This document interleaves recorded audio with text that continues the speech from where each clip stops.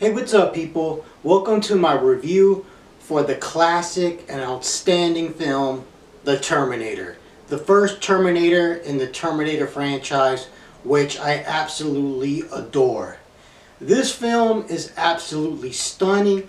It was groundbreaking for its time because this essentially is a low-budget film. Now, it's not a low-budget independent film. It had some Hollywood backing, but it was low budget nevertheless.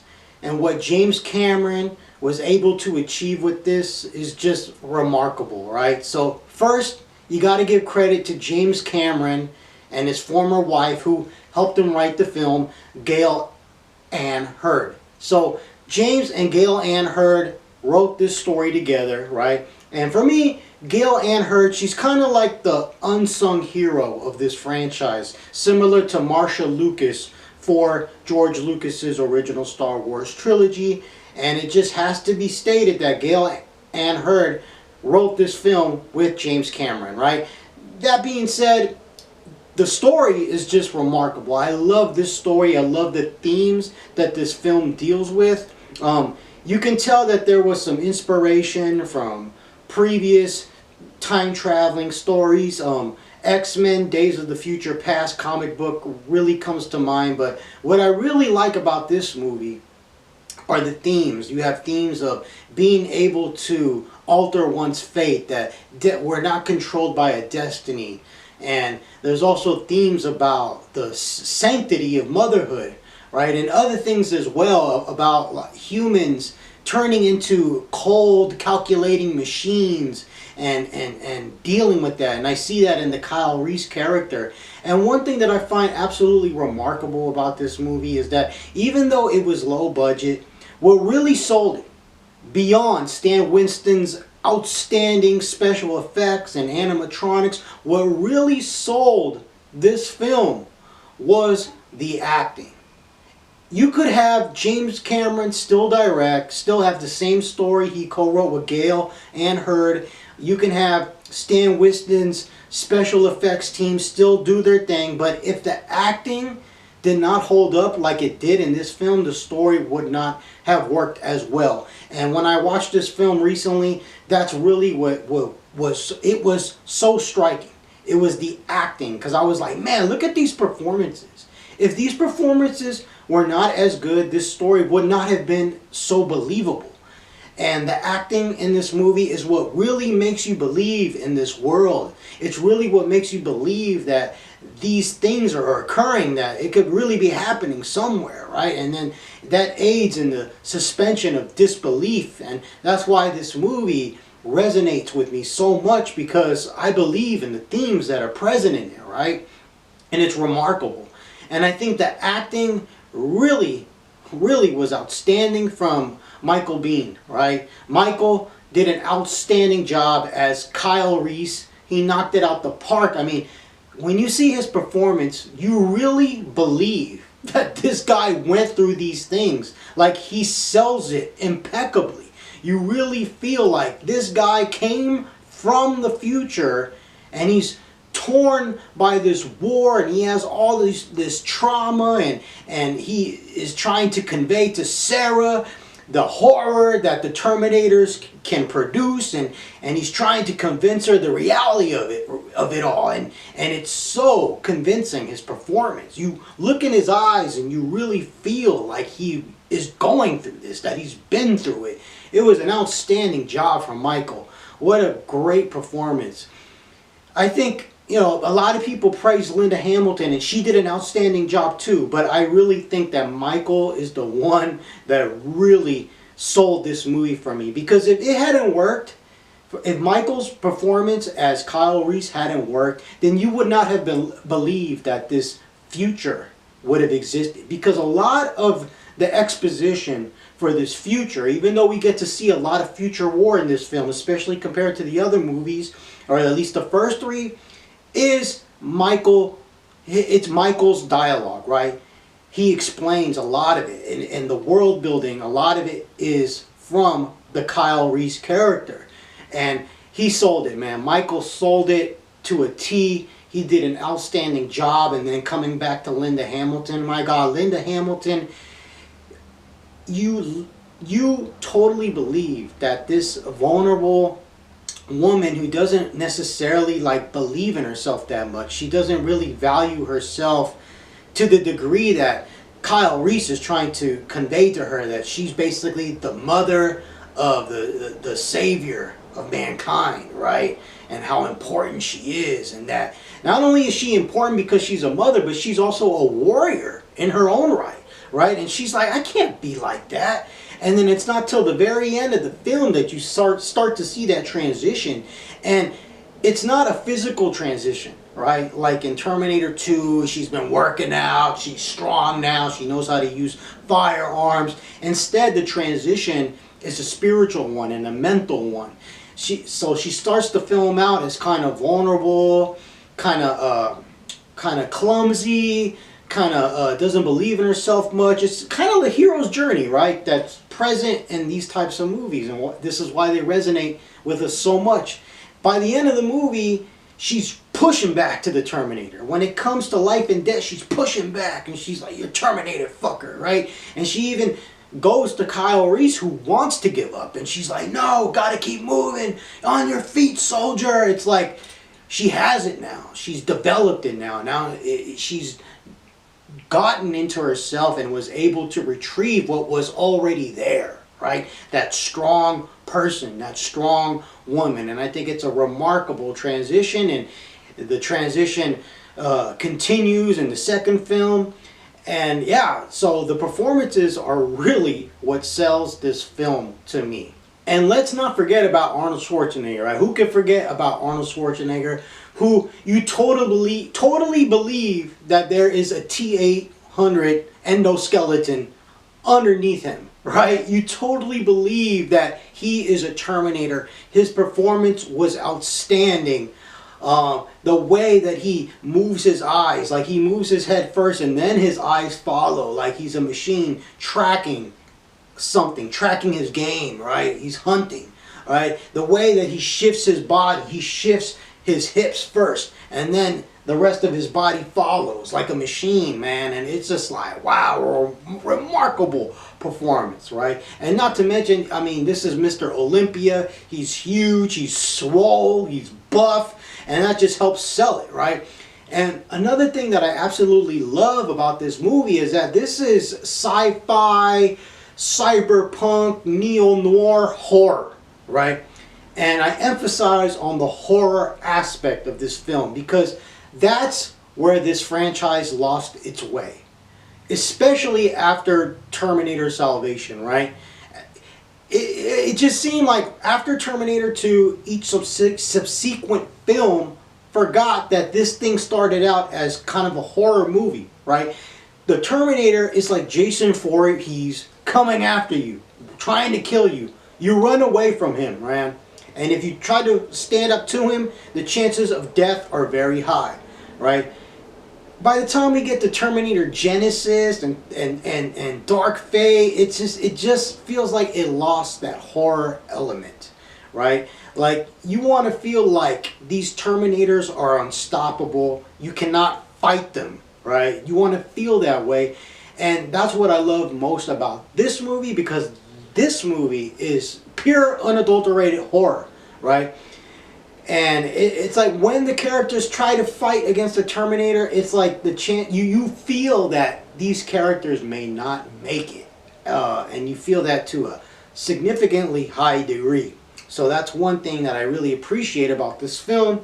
Another thing that I really love about this film, and it goes without saying, is the soundtrack by Brad Fiedel. I mean, this is an iconic theme, an iconic film score with the 80s synthesizer music. I mean, and it just works so well, and this film is just the perfect example of lightning being captured in a bottle. I can't imagine this film without that soundtrack, without that score. I can't imagine this series without that theme, all right? And every time they try to come out with a film that doesn't have that theme, that movie sucks. And rightfully so. How can you abandon the key theme to the Terminator, right? I mean, I could just listen to this theme by itself and it gives me chills, right? And for some reason, it can even evoke sadness, right? And make me want to cry because I just see so many things and think of so many images from this film. I think of how humanity is always at odds with itself, and humanity is its own greatest enemy, and it just makes me think of a lot of philosophical and moral implications, and it's a brilliant piece of music, right? And just the overall score is outstanding, and also the cinematography by Adam Greenberg is just beautiful. I love the cinematography to the first Terminator movie, and I can compare it to a Michael Mann film from the 80s where it's like the lights just pop out at you, right? It's like when I watch this movie, it really captures the essence of neo-noir in the 80s, right? The cinematography reminds me of a Michael Mann film from the 80s, which I'm a huge fan of Michael Mann and the cinematography that he uses. I mean, it's very similar to the cinematography in Michael Mann's film Thief, Michael Mann's movie Manhunter, Michael Mann's produced show Miami Vice. So yeah, I really love the cinematography in this film. Not only do the lights pop out, but also the contrast between the blacks and the colors. It's just a beautiful film to look at, right? And another thing that I really love about this movie, and this is long overdue, Stan Winston's work, right? Stan Winston, the special effects wizard, his animatronics, his makeup effects, all his contributions to cinema, we have to be grateful for, right? Stan Winston invented the Terminator, Stan Winston invented the Predator, Stan Winston invented the Alien Queen from Aliens. I mean, this guy cannot be praised enough, and his work here is just outstanding, especially given the time frame, right? And the limitations that they had to work with. His work sells it, and all the moving parts work together and just coalesce and created this beautiful, beautiful universe that's known as the Terminator franchise. I mean, it's just remarkable how everything worked. James Cameron's directing, the story that he created with Gale, Brad Fiedel's music, the acting, Stan Winston's work, being able to get Arnold Schwarzenegger. I mean, it's just a remarkable movie. And what I really take away from this movie are the themes, right? How we struggle not to be like machines, cold and calculated. And you see this in the Kyle Reese character. And a scene that really comes to mind is when Sarah asks him, like, before they make love, she asks him, like, do you feel anything? And he's like, I don't feel nothing. No pain. She's like, you feel no pain? And he's like, you just disconnected. Right? And as soon as he said that, it just reminded me of a machine, right? Like, he has to become a machine in order to continue. But no matter how hard he tries, he's still human, right? And that's when he slips and says that he loves Sarah, right? And he even says, I'm sorry, I shouldn't have said that.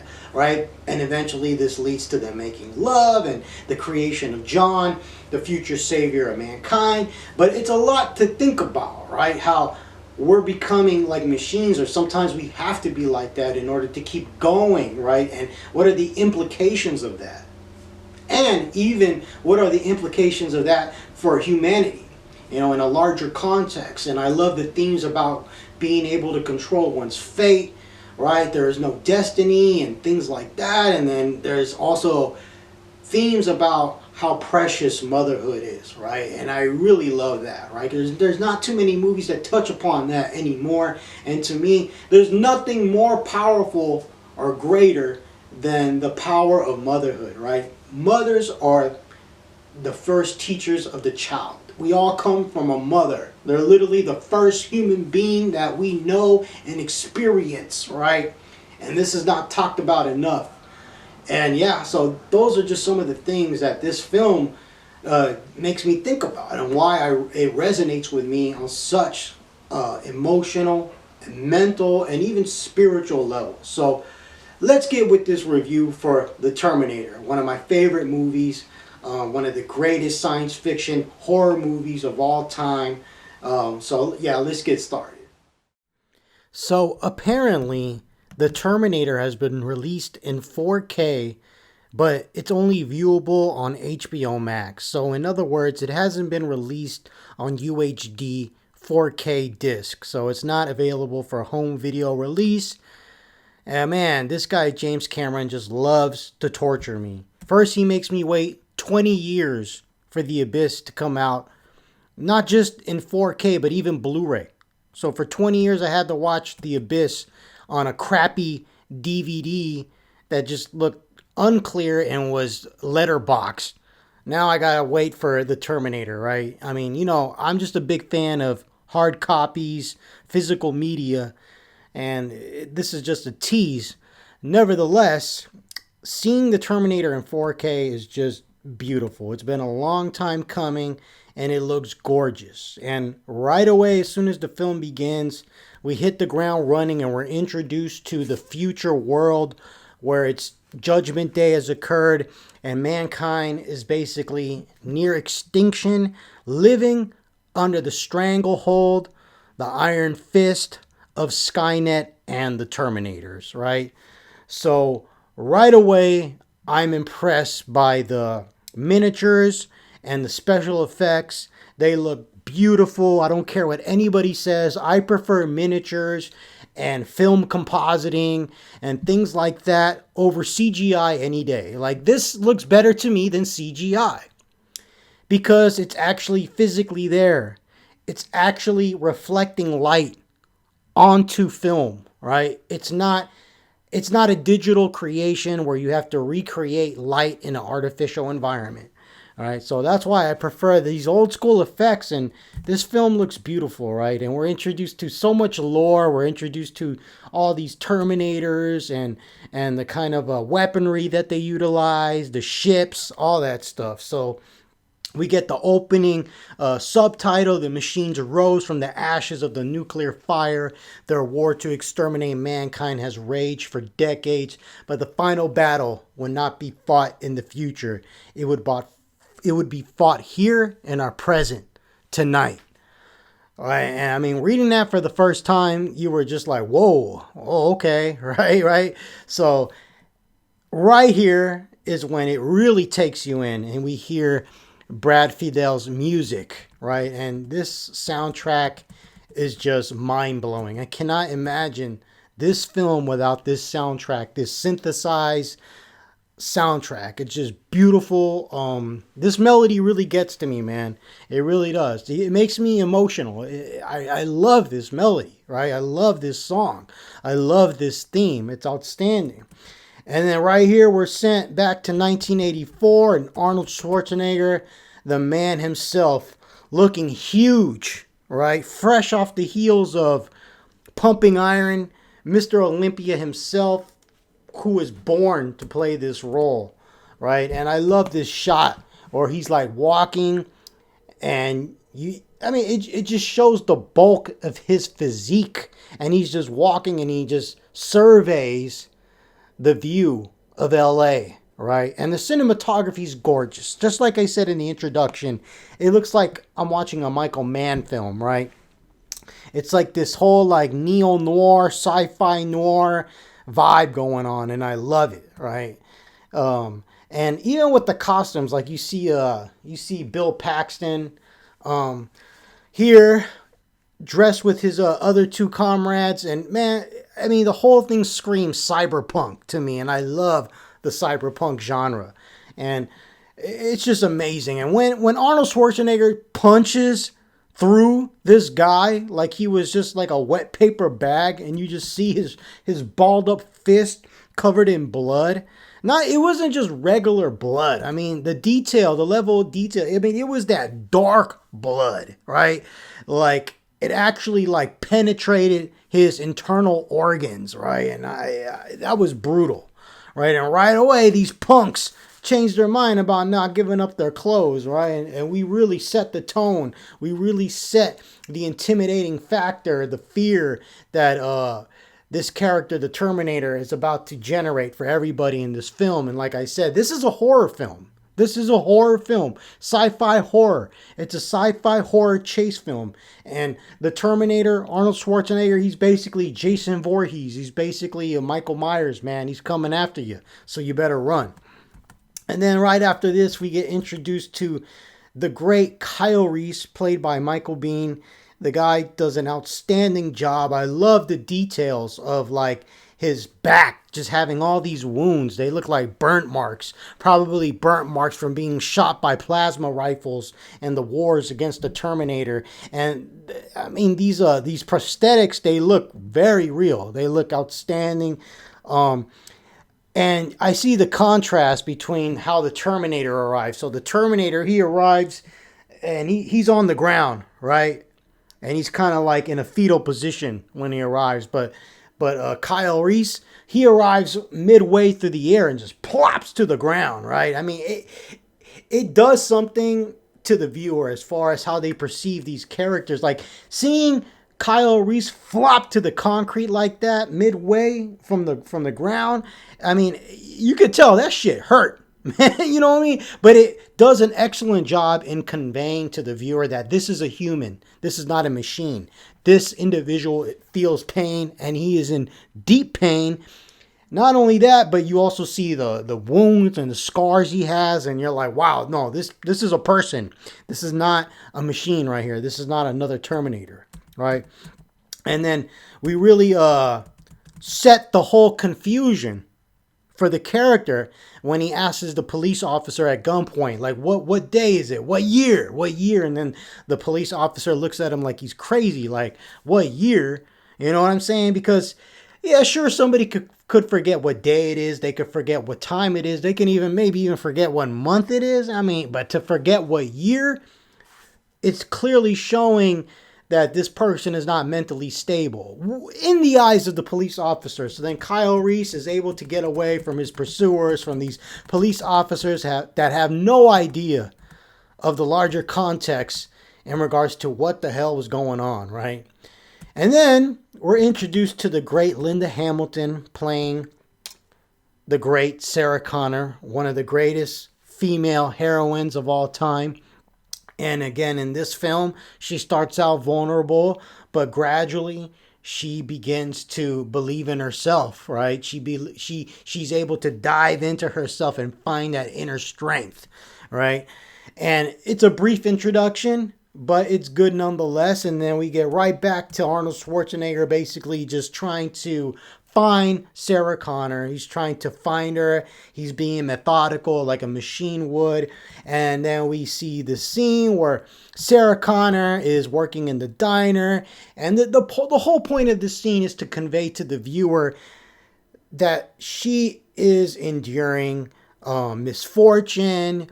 She's clumsy, she's making mistakes, she's unsure of herself, she's vulnerable, she's not really where she wants to be at in life, right? And this is also conveyed later when her date dumps her, right? When her date basically flakes on her, cancels on her. It's again conveying to the viewer like, oh man, like she's down on her luck, things like that. Things that we as the audience can totally empathize with, and it resonates with us because we've all gone through that. We've all felt unsure of ourselves. We've all felt down on our luck and things of that nature. Now, right after this, we get a pretty violent scene, but it's pretty epic as far as conveying to the viewer the lethality and ruthlessness of the Terminator. It's when he's in the gun shop. I mean, and there's a little bit of humor in this scene when he's just like, give me that gun, give me that gun, give me that gun, give me that gun. And then he starts talking about, let me get the plasma rifles. And then the owner of the gun shop is just kind of like, what the hell is this guy talking about, man? And then, unfortunately, Arnold Schwarzenegger blows him away, conveying the ruthlessness of the character. He's not paying for shit, right?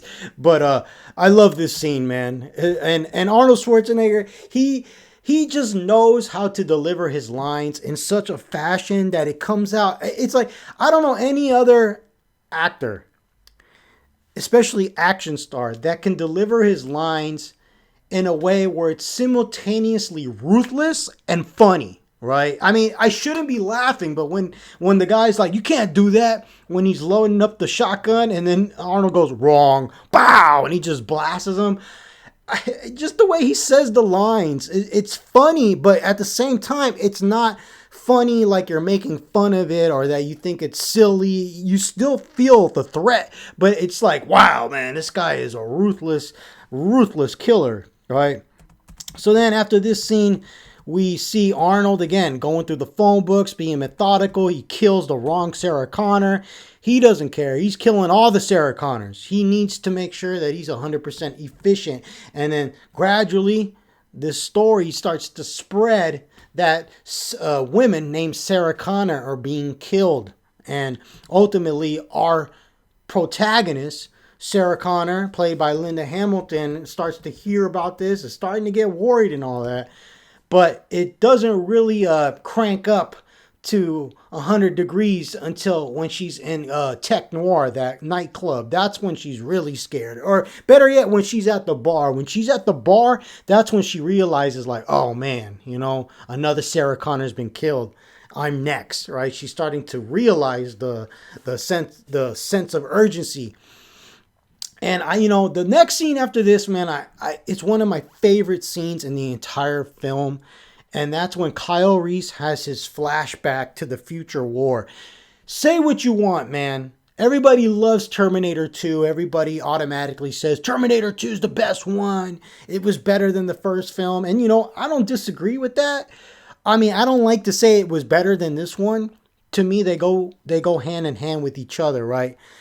But the reason why I bring it up is because when it comes to the future war, out of the entire franchise, Terminator 1 takes a dump on all the other movies. I love Terminator 1 because it shows us the future war more so than any other of the Terminator movies, besides Terminator Salvation, of course, right? But even Terminator Salvation showed us a different future. It didn't show us this future, right? That was a entirely different future because the future got it got changed because of the events that went down in Terminator 2, right? So we're seeing this specific future involving plasma rifles. It's dark and all that. And I love seeing this, man. I love it. That's why I love Terminator 1, because we get to see the most of James Cameron's version of the future war. Other films tried.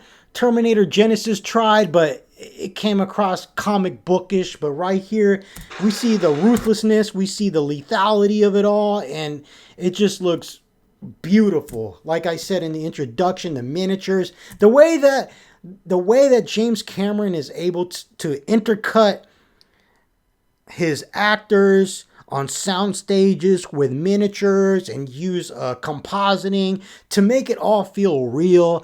It's just outstanding. It's remarkable. And there's just so much nuance when you look at this future world and this future war. Like, it's kind of like blink and you miss it moments. Like, there's one when Kyle Reese has this nightmare about the future, and him and his female soldier comrade are trying to take out that I guess you want to say Terminator tank. I know it has a specific name, but I don't know right now. But anyway, they're trying to take out this Terminator tank. You see, like, they quickly like duck for cover, and then you see all these other humans hiding. They're just hiding among the trash and rubble, and the level of detail. Look at these humans' faces, right? They look dirty. They look starved, right? And this is where the film Terminator Salvation failed, right? And I like Terminator Salvation, but I will tell you right now, when it comes to conveying to the viewer that people are starving, they're suffering, the movie failed in that regard.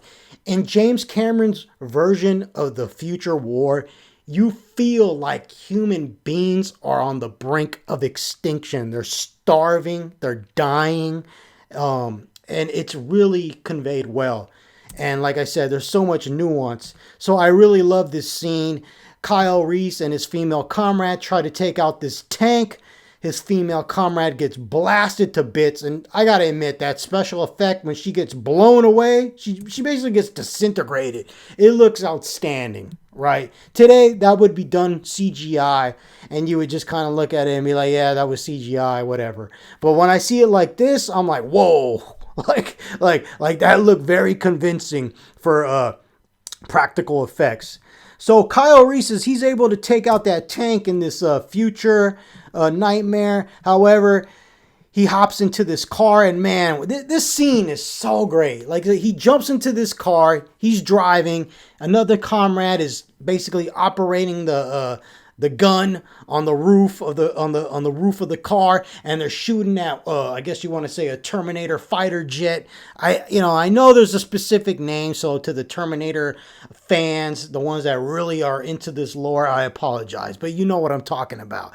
And ultimately what happens, the car tumbles over and the nightmare ends, right, with Kyle Reese basically being engulfed in flames. This was such a remarkable scene.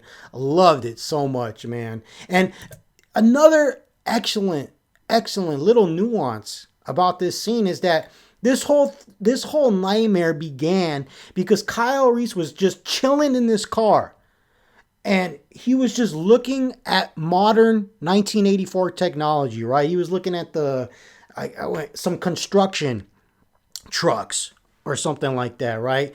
And then he goes to, he passes out, and then when he wakes up, he basically cocks back the shotgun, he racks it, and then he looks around, and then he sees that construction vehicle going about. It's just kind of like this foreshadowing, right? He's looking at that and he's like, wow, this is the precursor to the machines taking over kind of thing, right? Technology. I really think that's a remarkable little nuance that's hidden in the details, right? It's beautiful, right? And so right after this, we get to this whole establishing friendship between Sarah Connor and her roommate that also works with her. Sarah Connor gets dumped on the date. And then, in between this, we're introduced to the two police officers, which I thought were excellent. Excellent. The two cops, they really make this film feel noirish, like film noir. Some of the dialogue just made me chuckle, right? So it was outstanding. I particularly love the scene where the cop, he's just a chain smoker. He's already got a cigarette lit, and then he goes, "Give me a cigarette," right? And he already has one lit. And then there's another line of dialogue that I really love, man, when the other cop is like, "Don't drink that coffee, man. I put out 2 cigarettes in it," and then he just drinks it anyway. Right? It's great film noirish, kind of like cops and detectives, out trying to find the bad guy kind of stuff, man. And I think it was well executed. And I really enjoyed these two characters, man. They did a really good job. So these two cops, they're basically in charge of the investigation, trying to track down who is the Sarah Connor serial killer, right? But they have no idea what's in store for them. And once Sarah Connor gets dumped on her date, or gets basically her date flakes on her, she decides to go out by herself, go check out a movie, get dinner, which is admirable. She doesn't let the guy that dumped her, hold her down. That's an admirable trait. Got to say that. She's not going to stay home and cry. So she goes out. The police are trying to find out this specific Sarah Connor's whereabouts in order to warn her, in order to protect her. They want to make sure that she's not going to be the next target, but they have no idea what they're up against. And then that leads us to the bar scene where Sarah Connor is alerted by watching the news that another Sarah Connor has been killed. Now she is extremely scared and frightened, and she just takes off out of the bar. And but before she leaves, there's again another subtle nuance that I really liked, right? That conveys to the audience the kind of fear that she's feeling when she hops on the phone to make that phone call to call her roommate. You see, all the men, that entire bar is filled with nothing but men, right? There's no women in that bar. right? And then you see that guy that's near the phone booths, right? He's near the phones, and she's on the phone, and you see him checking her out, right? He's checking her out. You could tell through his eyes and body language that he's appraising her. He's trying to gauge her, trying to see, what's going on with her, and it's making her feel uncomfortable, right? And you could see it in Linda Hamilton's acting, the way she emotes, and I think that did a great job at making the viewer empathize with her and feel what she's going through. And the feeling is this, is that she doesn't know who the hell the killer is. It could be any single one of these dudes in this room. It could be this dude standing right next to her checking her out, right? And I thought that was another excellent nuance, right? And that's what makes James Cameron a masterclass director. He pays attention to the little details, right? That they basically touch your subconscious, right? You don't notice it's there on the surface, but it really does impact your perception of the story. So after this, Sarah, she's feeling a little creeped out as Kyle Reese is kind of following her. He's trying to keep his distance and be unnoticeable, but he's failing miserably, right? She goes into the Tech Noir nightclub, which I thought was just amazing. I love the name of Tech Noir, right? Total nod to this whole neo-noir, cyberpunkish kind of thing that James Cameron's going for. Love the soundtrack, the music that's playing in the club. And fortunately enough, Sarah has found kind of like a safe haven because there's lots of people around. It's loud, right? And she's able to contact the police and ask them to come and help her and basically escort her out of there because she thinks she's being followed. Now, this leads us to probably one of the most brutal scenes in the entire Terminator series, right? Like, this is where it gets its grade A stamp for being a straight up horror movie. And that's when the Terminator goes into Sarah Connor's apartment with her roommate and just basically brutally murders her roommate's boyfriend and the roommate, right? I mean, this scene is brutal, right? I mean, the way that you just see the boyfriend's dead body just tossed around like it was a piece of meat, and the way that the Terminator, he just pumps like a whole clip into her ruthlessly. And then he immediately finds out that Sarah is not there, that he didn't kill Sarah Connor. And unfortunately, Sarah Connor calls her roommate and leaves a message. And that's how the Terminator is able to find out that she is at the Tech Noir Club. So we know what's going to happen, this showdown.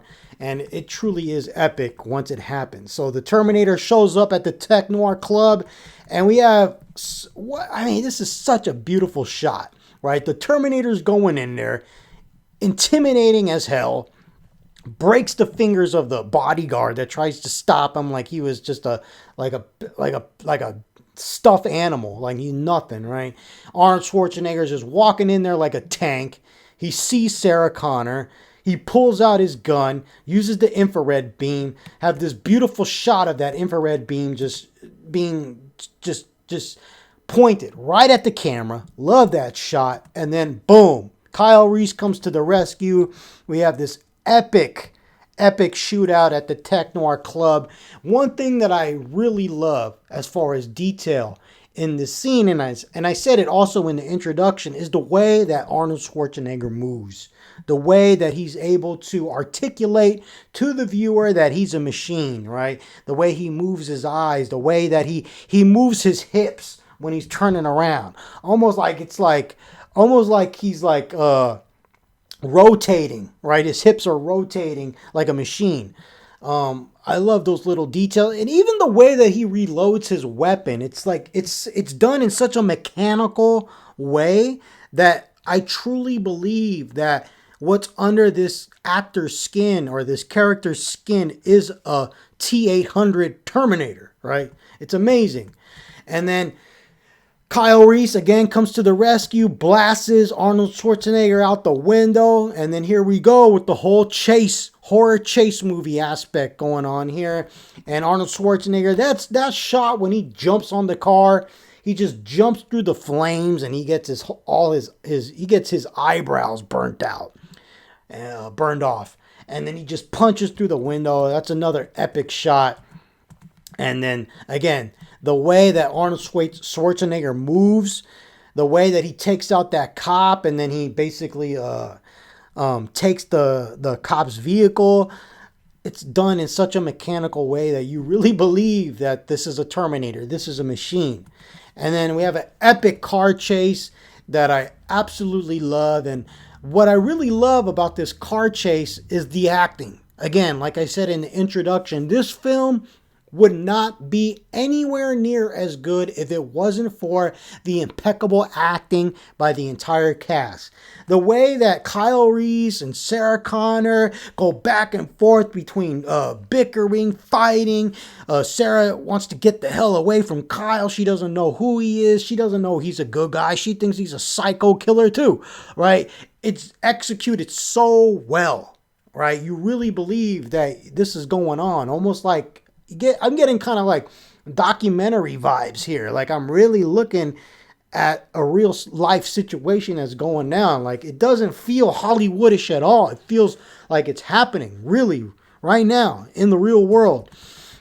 And again, the way these car chases are filmed and the cinematography, the way the lights pop on the cop car and the lights on the headlights for the cars, it looks beautiful. I mean, and the way that like the neon lights pop throughout the city and the street lights, they look gorgeous, man. I can't praise the cinematography of this film enough.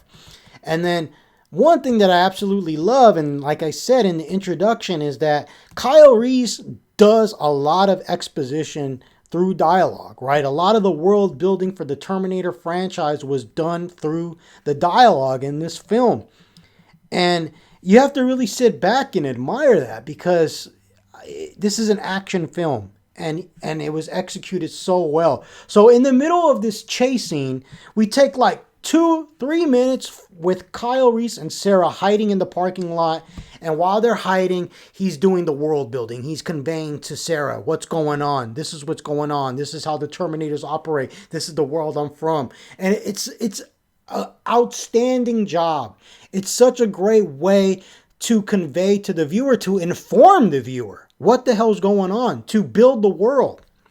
Such a great way, right? And I particularly love the scene where Sarah tries to escape and she bites Kyle Reese's hand and he says, "Terminators don't feel pain, I do." You know, I mean, such a well acted scene. And I mean, sometimes I feel like you could watch this movie on mute and just admire the way that Linda Hamilton and Michael's acting for Kyle Reese, the way that they emote, just their facial expressions. It's so powerful. It's so convincing, in other words. So after this brief moment of exposition in the parking lot, we have the characters switch cars, trying to hide, trying to throw the Terminator off their path, but it doesn't work. He's able to identify them, and then we continue the car chase, and it gets pretty epic. I mean, the way that Kyle Reese is able to hang out that car and blast that shotgun while they're driving. I mean, do you know how hard it is to do that in real life? That's all I kept thinking when I was watching this movie. Like, damn, man, like, he's hanging out of a car shooting a shotgun with one arm. Like, for me, when I shoot a shotgun, I gotta squeeze that thing against my shoulder, man. You know, I mean, it looks epic, is what I'm trying to say, right? And ultimately, this chase ends in a major crash, where basically the Terminator crashes straight head first into a wall in the cop car. But of course, he disappears. Of course, he's not dead because he's the Terminator. And Kyle Reese, he contemplates basically initiating a shootout with the police, but then Sarah's able to convince him to surrender because they'll kill him, right? I mean, it's impossible odds. They'll blast the hell out of him, right? And then Sarah returns to the police station, and the police are just basically trying to convince her that Kyle Reese is crazy. All the shit that he's been telling you is not true. He's out of his mind. She kind of starts to believe him, but she's struggling with herself because she can't deny what she's seen, right? I mean, she talks about how the Terminator was able to punch through the window and all that stuff, and the cops try to rationalize it like, oh, he's on PCP.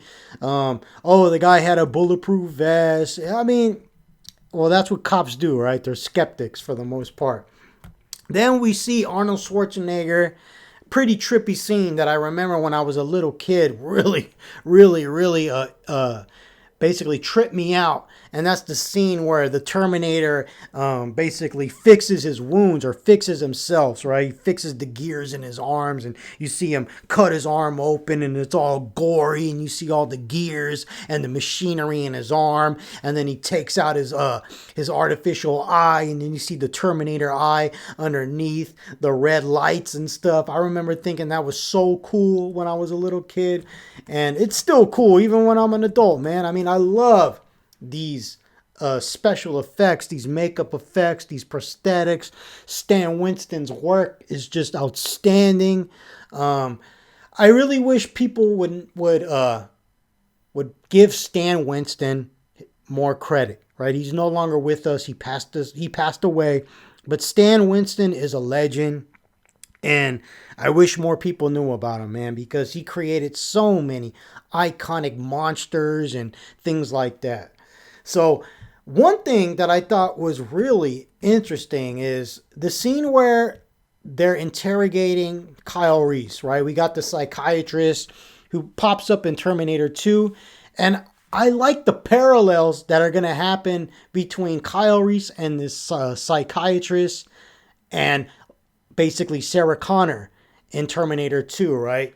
So we see Kyle Reese basically, being questioned, kind of getting irritated, kind of being indifferent until he finally blows up and is just like, don't you guys get it? These Terminators, they're going to kill us all, right? And then I'm like, wow. I see that now, and the first thing that comes to my mind is like, wow. Sarah Connor becomes this guy in the next movie, right? And it was kind of a foreshadowing, right? I don't know if it was intentional or not, but it is, because in Terminator 2 that Sarah Connor is in the same predicament and she has the same sentiments, right? Like she is trying to express to these skeptics and doubters that the end is near, but they all look at her like she's crazy. And the more she raises her voice and the more angry she gets, the more they think she's out of her mind, right? Same thing with Kyle Reese in this scene, this scenario. After this, we see that Arnold Schwarzenegger, he's about to have his iconic moment where he goes to the police station and says, "I'll be back." Right? And this was an unintentionally hilarious moment. It's like I previously said, Arnold Schwarzenegger, he knows how to be horrific and ruthless and funny all at the same time. So he comes here and he wants to see Sarah Connor. The cop at the front desk is like, come back later. She's busy, right? And then he's like, "I'll be back." And when he comes back, he basically just smashes through the police station, and a truck comes out and basically just murders every single police officer in this police station in an attempt to find Sarah Connor. And I thought this was an epic action sequence. It was ruthless. It was brutal. Watching this for the 100th time, I just keep thinking like, man, you don't see action films like this anymore. Everything is just so stylish now. Like, I love the brutality that is conveyed in this scene. There's nothing stylish about this other than like the wardrobe that they're wearing, right? We don't need any like electronic music playing, right? Techno music playing. We don't need any camera tricks. We don't need any slow-mo. We don't need any of that crap. What we get here is just Arnold Schwarzenegger with all these guns ruthlessly murdering police officers like almost like I said, like documentary style. And it feels brutal. It feels like you're watching something horrific happening, and it's executed so well. James Cameron's direction here is just brilliant, right? He's not playing around when it comes to conveying the lethality and the brutality and the horror of the Terminator in this scene, and it's done so well. I mean, these cops don't stand a chance. And again, I emphasize that there's nothing stylish about this scene, man. It's just stone cold, ruthless killer vibes that I'm getting, right? Fortunately, Kyle Reese is able to rescue Sarah, get her the hell out of this police station. Many police officers died this night.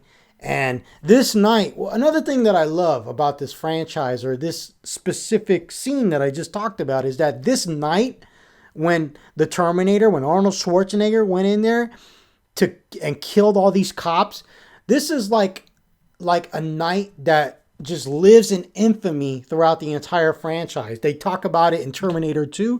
They talk about it in the Sarah Connor Chronicles, the TV show. They talk about it in Terminator Genesis. It's like this night, right? It's actually, what, you know what? They probably don't talk about it in Terminator Genesis because I forgot that stupid movie erased the events of this movie. But anyway, this scene is spoken about in the franchise, in the other movies, right? It's that monumental of a scene, right? Because some guy walked into the police station and killed all the cops. Like, holy shit. Like, you know what I'm saying? That's never going to be forgotten, right? It's an act of terrorism, right? So this is like a nationwide alert. It's a big deal.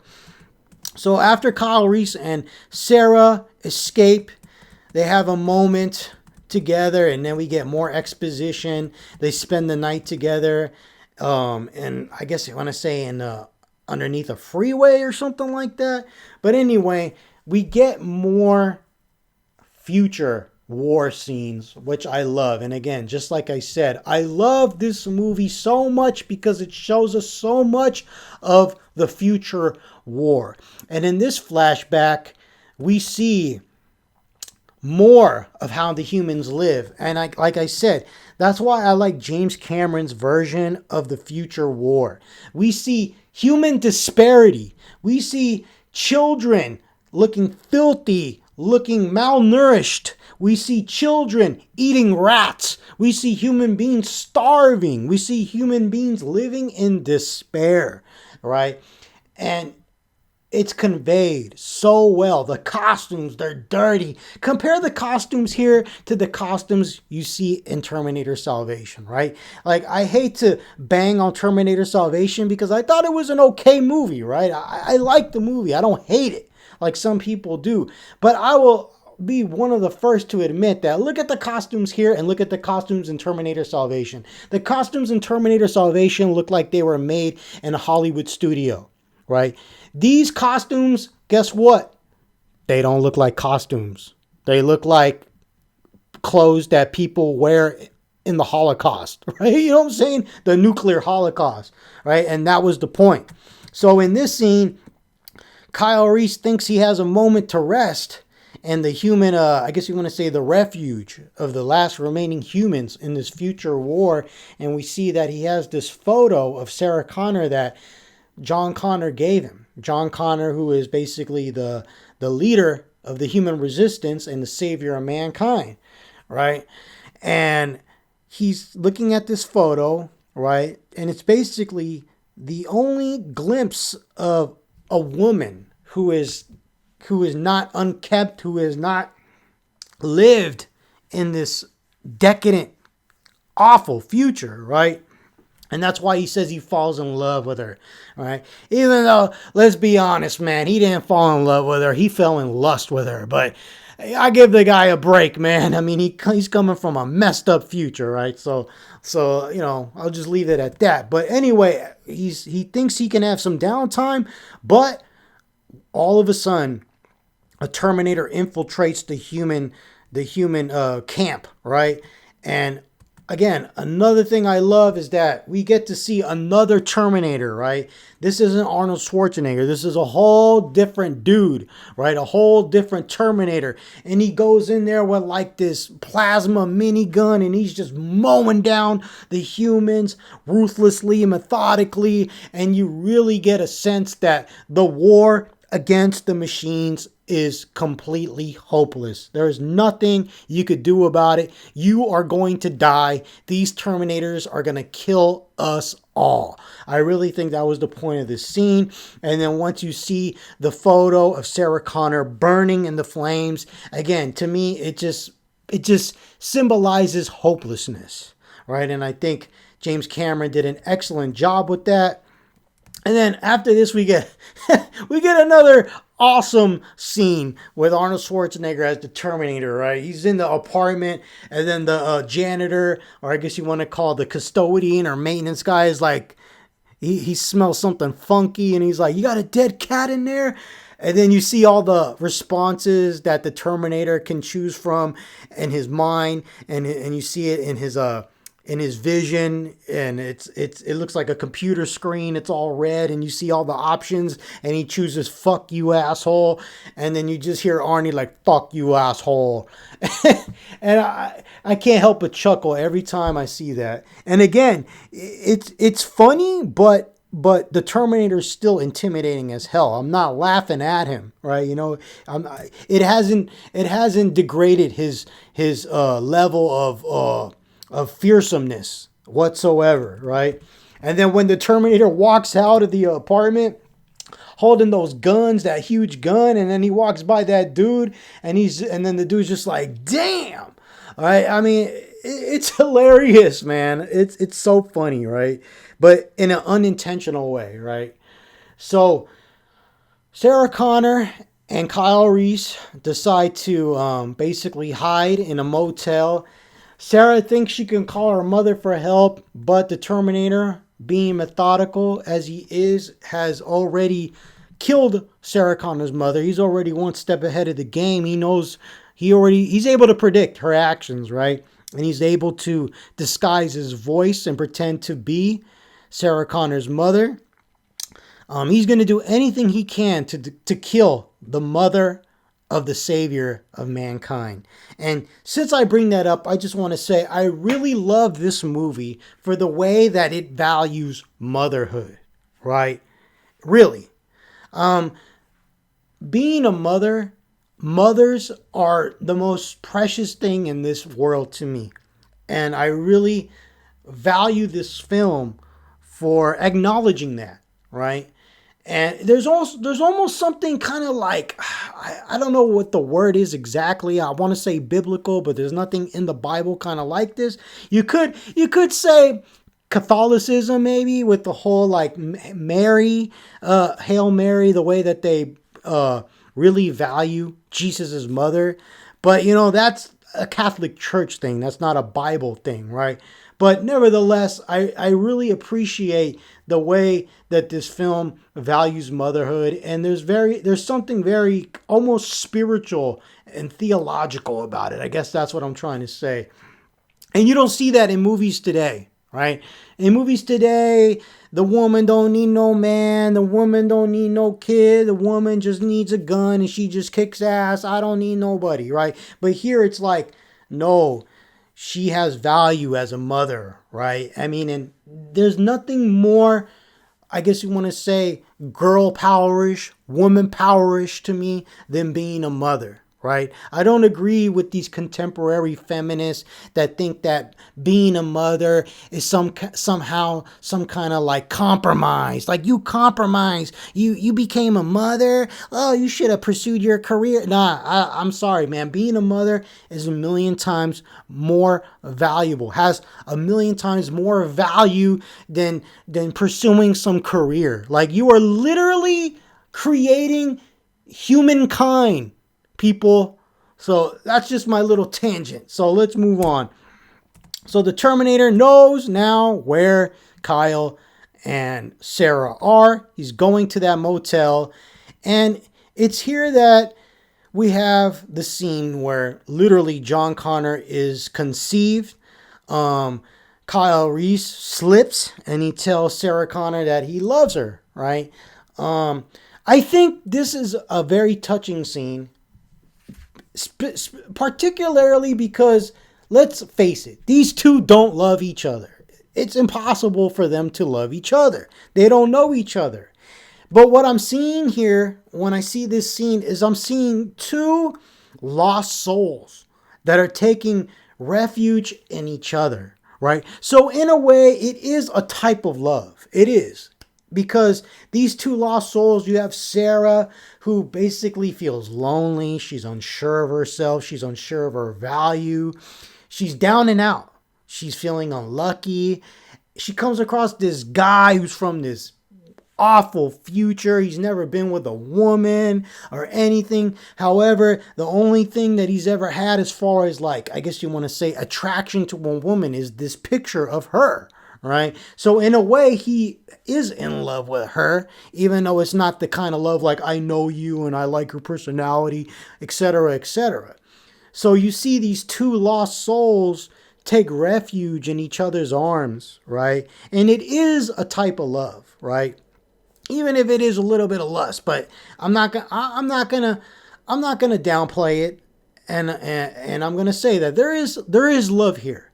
It's a unique type of love, and what I love is that kind of was the point, right? These two have what, one night together, two nights together, and at the same time, they are the parents of the savior of mankind, right? So it's just very, very it's very interesting, right? The way that we can look at this scene and just pick up on all these little nuances and derive such significant meaning from them, right? So I particularly loved how when they make love, you see them holding hands, right? And the way that James Cameron kind of like, he dissolves from this lovemaking scene to the next scene. The way that he does that transition is that you see the hands holding each other, right? And then you see them like kind of like let go and relax a little bit. And that really just symbolizes how brief this moment was. And the way they let go of each other's hands, it wasn't because they didn't want to be together anymore. It's just because that was the time allotted them. That was it. That's all that they were given. That was the destiny, right? That they were given. But it was love nonetheless. So right after this, they're trying to get going because Arnold Schwarzenegger shows up, and then we have this epic action sequence where Arnie is on the motorcycle hunting down Kyle Reese and Sarah Connor in the truck, and again, epic action sequences as we see the truck tumble over, we see the bike get ran over, we see Arnold Schwarzenegger get ran over, which basically like literally like rips the flesh off his face. And I have to say, once again, Stan Winston's makeup effects, his special effects are outstanding, right? You look at his face, Arnold Schwarzenegger's face, and how half of it's ripped off, and now you could see the T-800 skull underneath. It just looks so convincing. And the fact that this was 40 years ago, it's just amazing, because I know today it would be CGI, right? But I just love the practical effects, right? And it looks outstanding, right? I mean, I look at my screenshots, and I'm just like blown away by how beautiful these makeup effects really look, man. They look outstanding. Now the action continues when we see Arnie get in the 18-wheeler and basically chase Kyle and Sarah down on foot, right? And this just leads to an epic explosion where Kyle Reese places the homemade bomb into the 18-wheeler, and you just get this epic explosion because this 18-wheeler was hauling gasoline, and we get this epic explosion, man. It was beautiful. I love this explosion, and the level of detail was outstanding. They do a really good job at making you feel like Linda Hamilton was right there during that explosion, but that was a composite, right? But it looks good nonetheless, right? I still prefer it than over CGI. For a brief moment, they think they got the Terminator. They think he's gone, but this leads us to probably the most epic moment in the entire film, and that's when the T-800 skeleton just emerges from the flames, right? And I love that shot of Kyle and Sarah holding each other in each other's arms, and then you just see the T-800 rise from the flames, right? Almost like a demon out of hell. And it's such a beautiful shot, such an amazing composition, shot composition. I just absolutely love that shot. And then you get a really, really excellent look at this Terminator skeleton, right? You really see Stan Winston's work shine right here. And as much as I love Arnie, as much as I love Arnold Schwarzenegger, this is like, as far as the Terminator, this is my favorite part, right? Because now we see the monster, right? This is the equivalent of like knocking off Jason Voorhees' hockey mask, and then you see like the monster underneath, the deformity, right? It's just like, whoa. So the Terminator starts to come after Kyle Reese. And again, I love the little nuances. Like, the Terminator's injured. He's limping. He's messed up. But that doesn't make him any less horrific or any less threatening, right? His limp, it kind of makes him even more threatening, because it's conveying to the viewer that this broken leg ain't stopping him worth shit. He's still coming. He's not feeling any pain. He's coming. He's on that mission, right? Sarah and Kyle try to get away from him by turning on a bunch of machinery to confuse the Terminator, but the Terminator's unstoppable. He's breaking through doors. He can't be stopped at all. He's an unstoppable force.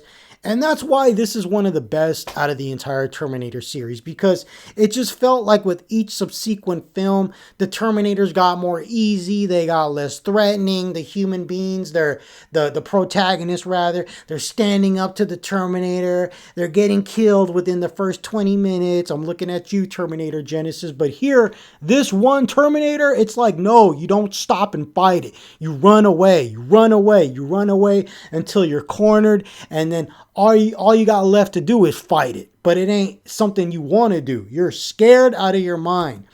So Kyle and Sarah still try to get the hell away from this Terminator. And Kyle Reese, unfortunately, literally sacrifices his life to protect Sarah. What he did was admirable. He's tried to stand up to the Terminator toe to toe. But unfortunately, he gets just basically like, I mean, if I know the explosion is what killed him, probably the shrapnel from the explosion, but if that wouldn't have killed him, a couple of more punches from that Terminator would. I mean, he was nearly dead just from that one back slap from the Terminator. But fortunately, Kyle was able to plant one of those homemade bombs on the Terminator, which basically destroyed the lower half of his body in a nice explosion. And again, the viewer thinks that maybe the Terminator has been destroyed here, but unfortunately, no. The Terminator still going. Again, doesn't matter. It lost the lower half of its body. It is going to kill Sarah as long as it's operable, right? As long as it's able to operate. I mean, and this is even conveyed even more in the Terminator Sarah Connor's Chronicles, right? Because in that movie, in that TV show rather, the Terminator basically gets its head severed, right? And it's able to reassemble itself so that it could track down John Connor. Again, the point is, it doesn't matter. As long as the Terminator can think and operate, it's going to try to achieve its mission, right? Which is to kill John Connor. In this case, Sarah Connor, his mother. So unfortunately, in the explosion, Sarah Connor got injured as some shrapnel penetrated her thigh. The Terminator's still alive, even though it's just its upper torso. And you have this nice horror moment where she's crawling on all fours. The Terminator's crawling on all fours. It's coming after her, even though it's a slow chase. It's drawn out and it feels very suspenseful. And finally, Sarah's cornered, but she's able to get the Terminator in some kind of trash compactor looking thing. And right at that moment where the Terminator has its hand around her neck and can squeeze the life out of her, she presses the right button to the trash compactor and is able to destroy the Terminator. And again, that was such an epic finale. Absolutely loved it. And I really love the last shots of this film where we have Sarah already creating messages through voice recordings for her son, who she's pregnant with now, who is Kyle Reese's son. And she's already preparing him to be the leader of the resistance for the future war. And I think like it's not the last shot of the film, but there's a shot in the last minute of the film, and it's this shot of Sarah Connor pregnant with a gun on her lap, and it's like right near her belly. So essentially, it's a shot of Sarah Connor's pregnant belly and a gun. And to me, that is like a total foreshadowing of what Terminator 2 is going to be, right? You're going to see this mother turn into an epic badass, right? So again, the journey's not over for Sarah. It's only begun, because she's going to transition to one of the greatest female heroines of all time in the history of cinema, right? And that concludes this film, right? And that's how this movie ends, right? She rides off into the sunset and she says, a storm is coming, right? And can you imagine this film came out in 1984 and Terminator 2 came out in 1991. Can you imagine that wait for the sequel? Well, I mean, I wouldn't call this a cliffhanger, but you definitely felt like, oh, a sequel's needed, right? In order to finish the story, to wrap it up, right? Yeah, can you imagine waiting that long? I mean, I miss those days. Nowadays, they come out with the sequel next year and then the third one the year after. It's like they got it all planned out, and you really feel like they don't put much thought into it. It's feeling too much like, oh, they're just shooting movies out on a treadmill, right? I miss those days, man. But that being said, this film is a masterpiece. A+ easily. And I highly recommend it. If you haven't seen this movie, why? Why have you not seen this movie? Turn this review off and go see this movie. So I just want to say thank you guys for listening to this review and in-depth analysis. If you enjoyed it, please like, subscribe, and share. Take care, people. And last but not least, one love.